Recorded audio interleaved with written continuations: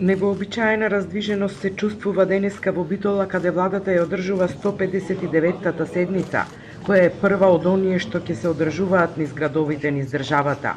Голем број министри на различни локации промовираа различни проекти. Вице-премиерот Кочо Ангјушев со менаџментот на РЕК Битола и ЕСМ најави повеќе активности во енергетскиот сектор.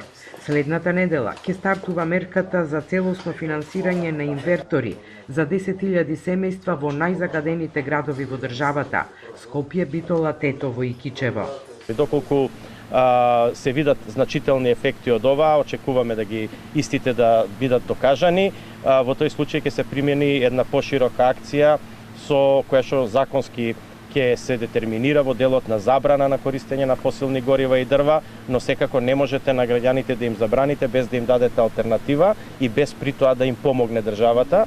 Мислам дека и Битола и сите останати региони заслужија да добијат една компензација за она што им се случуваше во сите минати години.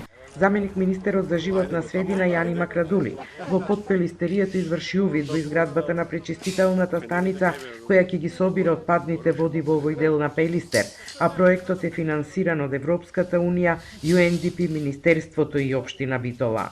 Верувам дека во рамки на проектните активности ќе можеме и на управниот одбор на проектот да го донесеме и вториот дел од одлуката за втората фаза на пречистителна станица која што би доаѓала од водите кои што доаѓаат од кај Молика и на тој начин реков сите отпадни води во националниот парк Пелистер би се третирале и ќе можеме сите да уживаме во природата. Министерот за транспорт и врски Сугаревски го најави почетокот на реконструкцијата на патот Битола-Могила, а министерот за здравство Венко Филипче го посети здравствениот дом во Битола, каде комплетно е реновирана службата за итна медицинска помош и најави нови вработувања и инвестиции во здравството.